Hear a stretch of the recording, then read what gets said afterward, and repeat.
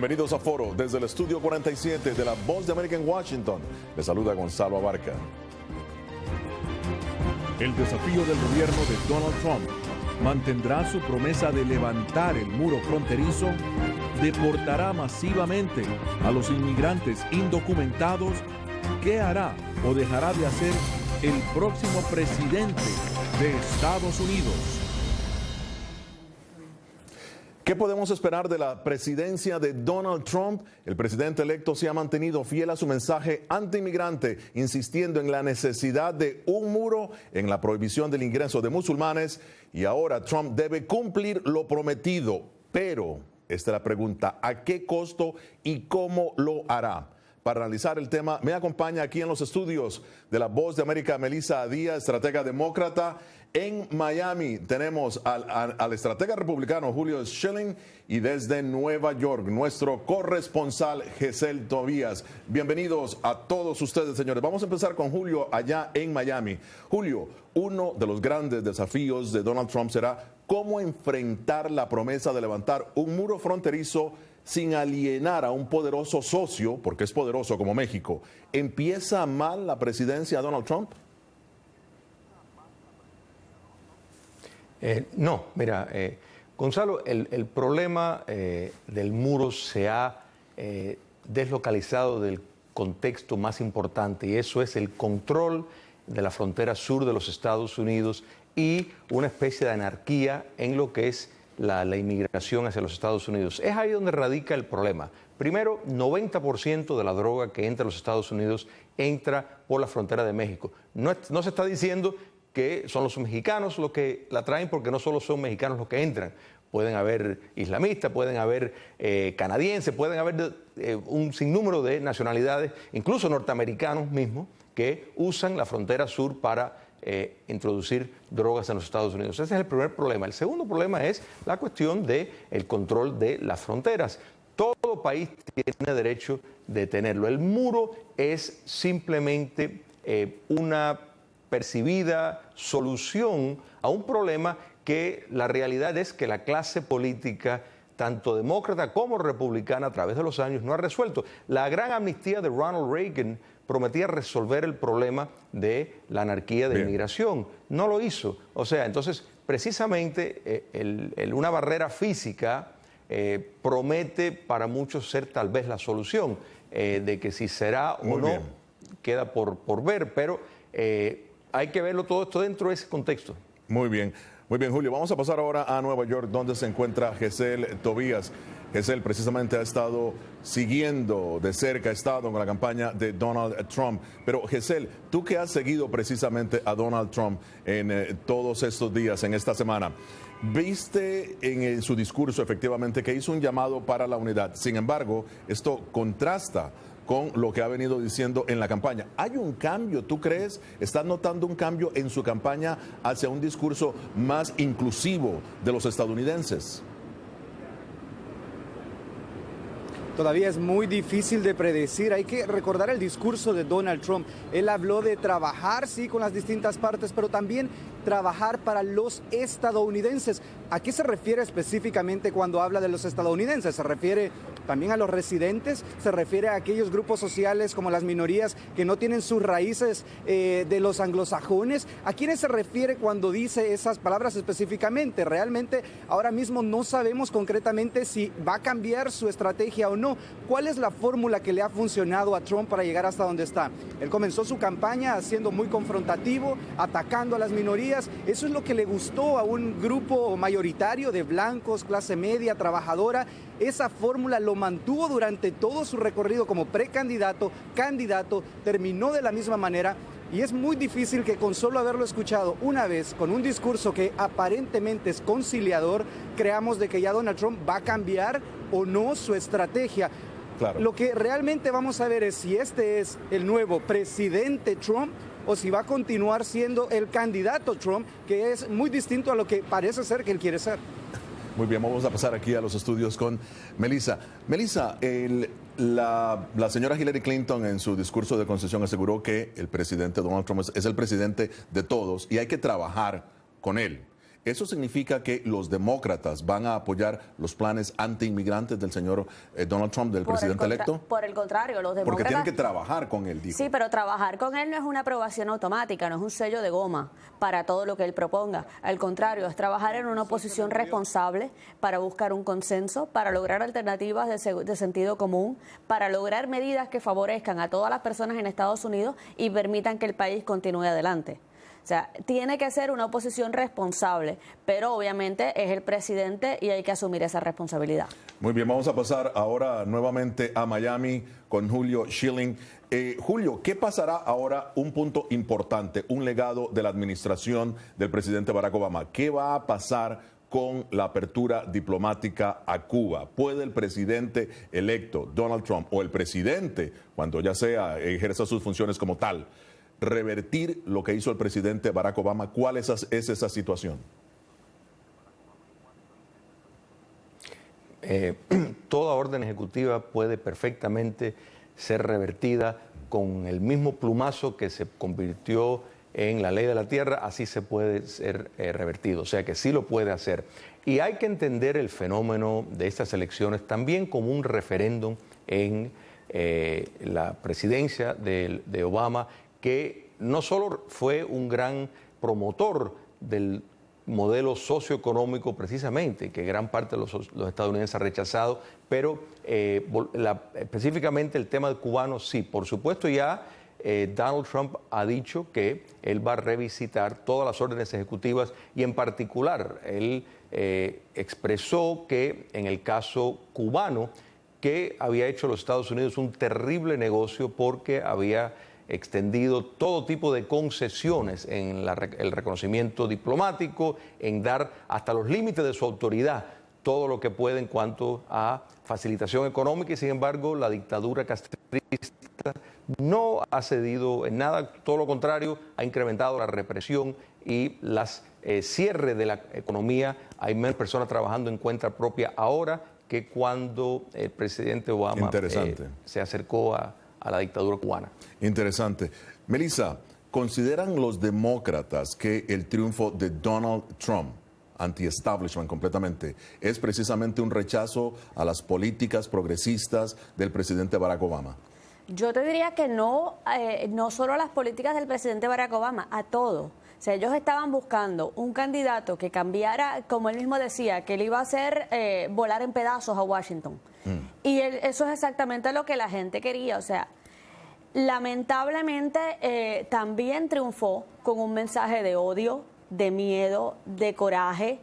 Y es muy pocas propuestas, porque sí habló, por ejemplo, del muro, habló de derogar las órdenes ejecutivas del presidente Obama, pero de planes concretos habló muy poco. Habló también de una reforma impositiva, unos recortes de impuestos, tampoco habló de cómo los iba a hacer. O sea, detalles de cómo él iba a hacer las cosas, cómo las hará. No dio detalles, tocó temas, pero no dio detalles. Como diríamos en inglés, one-liners, frases de una línea sobre voy a hacer, voy a meter presa a Hillary Clinton también. O sea, fueron frases que fueron muy hábiles en captar la atención de ese electorado que rechazaba el sistema, que entendía que el sistema ya no funcionaba, que el gobierno no le respondía a ellos, y galvanizó ese apoyo. Hay que ver quién llega a la Casa Blanca el 20 de enero, como decías tú, si el candidato Trump, con estas mismas ideas, o el presidente Trump, que ya tiene unos planes, que tiene una agenda de trabajo, que busca un consenso, porque obviamente si algo aprendimos de la presidencia del presidente Obama, es que en el estancamiento en que está Washington, si las partes no muestran disposición de trabajar y no lo hacen, porque el presidente Obama demostró muchas veces disposición a trabajar y los republicanos no buscaron términos medios. Si las partes no buscan terreno común, buscan el término medio, vamos a seguir en el mismo estancamiento, sea quien sea el presidente. Mira, y sobre eso vamos a hablar con todos ustedes, tanto contigo como con Giselle y con Julio, porque el presidente electo precisamente tiene a su disposición, ya tiene mayoría en el Congreso, donde se puede nombrar el juez de la Corte Suprema de Estados Unidos, es presidente, y bueno, de eso vamos a hablar solamente en minutos. Esto es Foro Interamericano de La Voz de América.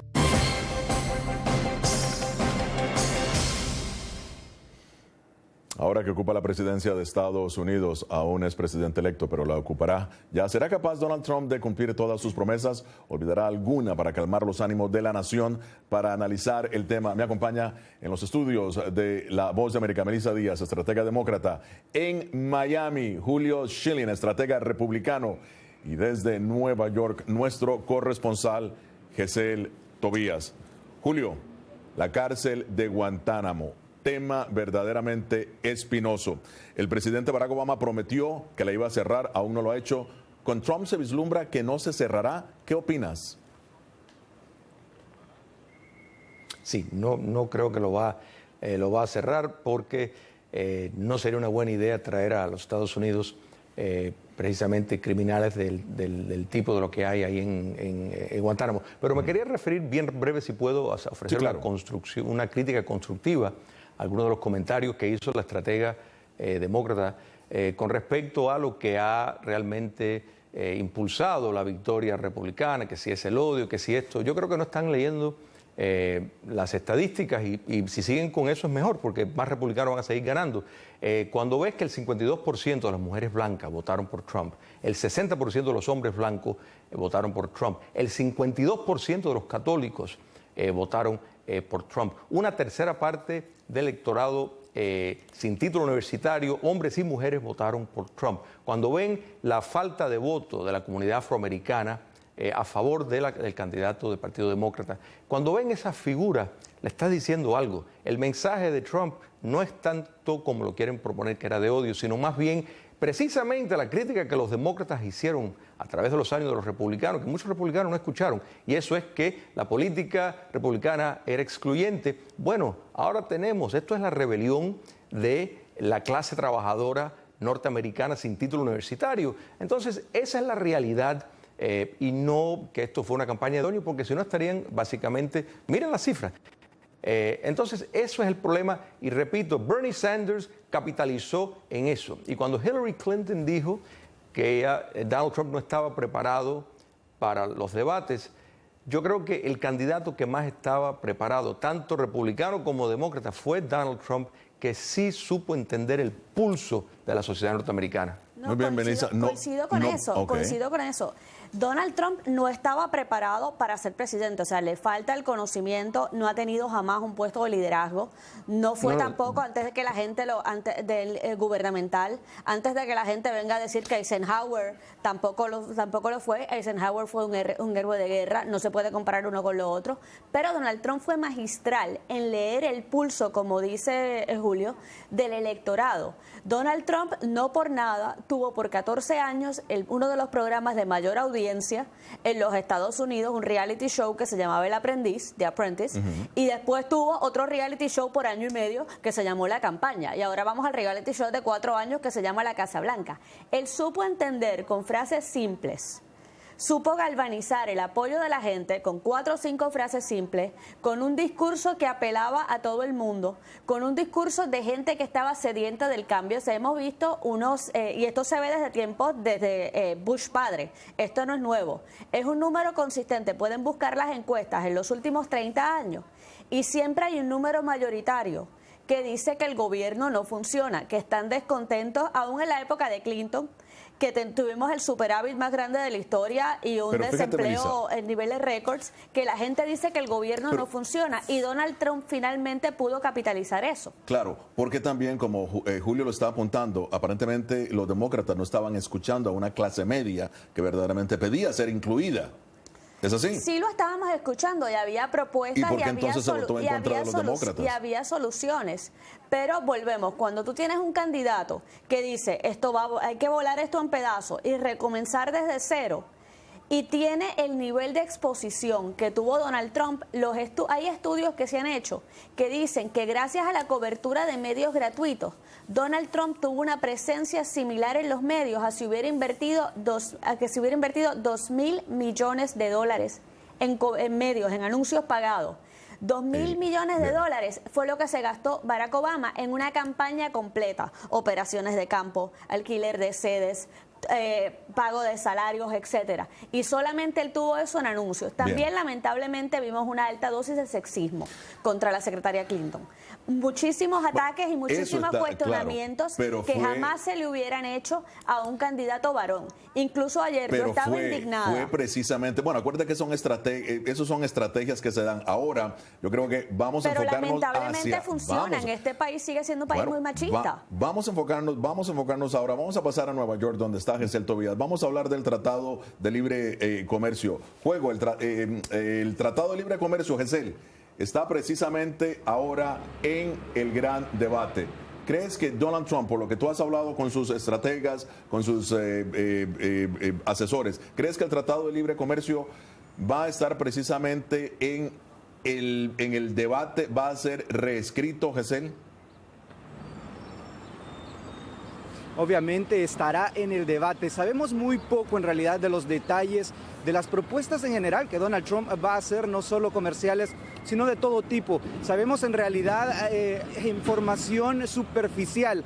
Donald Trump nos ha dado algunas pistas. Ha dicho primeramente de que el tratado con México, el tratado de libre comercio con otras naciones como China, es injusto para Estados Unidos. Ha dicho que va a subir los impuestos a los aranceles, por ejemplo, con estas naciones, lo que según algunos analistas podría en realidad meter en problemas a las propias empresas estadounidenses que necesitan, por ejemplo, de algunas partes que sean importadas de estas naciones para que sus productos tengan un valor un poco más barato. Entonces, sabemos también que, por ejemplo, como tú lo mencionabas, él dice de que va a reanalizar todas estos tratados comerciales que Estados Unidos ya tiene. Sabemos que dice que el TPP es algo que no le gusta, NAFTA lo va a volver a ver. Entonces, en realidad hay mucho todavía que no sabemos qué va a pasar. Hay que esperar en realidad cuáles van a ser las decisiones finales. Incluso se habla de que va a flexibilizar los tratados comerciales con Rusia o las imposiciones comerciales con Rusia. Sí. Entonces, hay que esperar todavía a ver qué es lo que realmente va a ser de todo lo que ha dicho, que muchas veces incluso es contradictorio. Sí, revisión total de todos estos tratados. Ok, ahora vamos a rápidamente, porque quiero tener participación tanto de Julio como de Melissa. Melissa, el presidente electo diciendo que en los primeros 100 días va prácticamente a eliminar el Obamacare. ¿Es posible o no? Bueno, primero, de ser posible, no es posible, porque esa ley tiene que ser derogada. Esa ley fue aprobada por el Congreso y por el Senado. Habría que derogar la ley. Y segundo, hay que buscar con qué reemplazarla. En la práctica no es posible. Estados Unidos, antes de Obamacare, tenía más de 45 millones de personas sin cobertura médica. Muchas de esas personas, yo incluida, que trabajo por cuenta propia, pudimos acceder a seguro médico gracias a Obamacare, porque antes era imposible comprar un seguro de salud por cuenta propia. Hay que ver con esa gente qué va a pasar. O sea, una cosa es lo que él dice que va a hacer y otra cosa es que sea realista hacerlo en 100 días. Pero fíjate que es un legado precisamente de la administración Barack Obama. Julio, contigo, ¿está Obamacare un éxito o un fracaso? El concepto de la salud pública, que de nuevo se propuso desde Teodoro Roosevelt, un republicano, fue uno de los que más la trató de proponer. Richard Nixon también habló de un programa de ese tipo. O sea, el principio de la salud pública, hay muchísimos republicanos que apoyamos ese concepto. Eso no es lo que está en disputa. Concuerdo que el Obamacare es ley, no es una orden ejecutiva. O sea que el presidente Trump no podría de una firma derogar lo que es ley, requiere el Congreso. Y yo creo que eso no va a ocurrir. Lo que sí va a ocurrir es una especie de tal vez salvar el concepto de la salud pública. Yo creo que él eso lo ha pronunciado. La realidad es que cada vez más compañías de seguros se están yendo de la participación del Obamacare. O sea, no se está manifestando como sus proponentes lo pronosticaron. Entonces, es ahí, precisamente puede ser el presidente Trump el que salve el concepto y el principio de tener una salud pública universal. No, el programa definitivamente necesita ajustes y la secretaria Clinton lo había dicho, que había que ajustarlo porque sobre la marcha pues se descubrieron cosas que no estaban funcionando como se había anticipado que deberían funcionar. O sea, definitivamente el programa necesita ajustes, pero no puede ser derogado. No puede ser derogado, ok, muy bien. Gesell, en Nueva York, ahora sí, en Nueva York es uno de los puntos en donde se están dando marchas precisamente de estudiantes contra Donald Trump. Descríbanos exactamente qué es lo que están diciendo. Donald Trump es el presidente de todos los estadounidenses, lo ha dicho el presidente Barack Obama, lo ha dicho la señora Hillary Clinton. Sin embargo, los seguidores de la señora Clinton, los demócratas, insisten en que no es presidente de ellos. Cuéntanos, ¿qué está pasando? Efectivamente, esta es una de las ciudades una de las 18 ciudades en donde el día de ayer salieron distintos grupos a protestar. Un pequeño grupo aquí en Nueva York que comenzó protestando aproximadamente a eso de las 7 de la noche, se convirtió en una protesta de más de 5,000 personas, en su gran mayoría jóvenes neoyorquinos que caminaron sobre la Quinta Avenida hasta llegar al edificio o la Torre Trump, como se le conoce, para protestar. Cantaban consignas de Trump no es mi presidente, Trump es un personaje racista, etcétera, atacando la figura de Donald Trump. Eso es un fenómeno que seguramente vamos a ver en otras ciudades por muchos más días. No va a ser simplemente un momento esporádico, sino que seguramente lo seguiremos viendo. Será importante, como tú mencionabas, los mensajes de unidad que vengan de parte de los demócratas, como por ejemplo lo hizo el presidente Barack Obama ayer, también lo hizo Hillary Clinton. También lo hizo Elizabeth Warren. Entonces, estos mensajes de unidad son importantes porque un país dividido no se puede gobernar, y eso va a ser muy complicado. Ahora, brevemente te quiero mencionar lo que me decía un apoyador de Trump. Me decía, cuando Barack Obama fue nominado hace 8 años, para muchos de nosotros esto fue un impacto, transmitiéndote el mensaje de ellos, muchos de nosotros, me decía, no lo podíamos creer, pero no nos salimos a las calles a tratar de evitar que hubiera gobernabilidad. Entonces él está haciendo una comparación de cómo se sienten ellos ahora y cómo se sintieron en el pasado este grupo que no podía creer que un presidente negro afroestadounidense llegara a la Casa Blanca. Ese es un buen punto, y es cierto, Melissa, tú que eres estratega demócrata, pero mira, ahora creo que podemos vamos a entrar en detalle con la Corte Suprema de Estados Unidos. Sí, pero quisiera hacer un breve señalamiento por 10 segundos, obviamente, sobre este tema.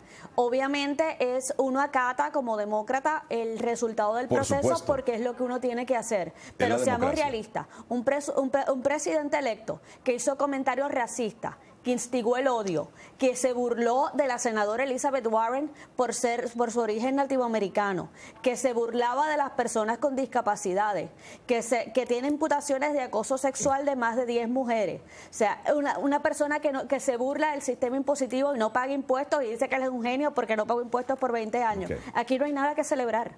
Bien, muy bien. Vamos entonces ahora sí a hablar precisamente del Supremo en Estados Unidos.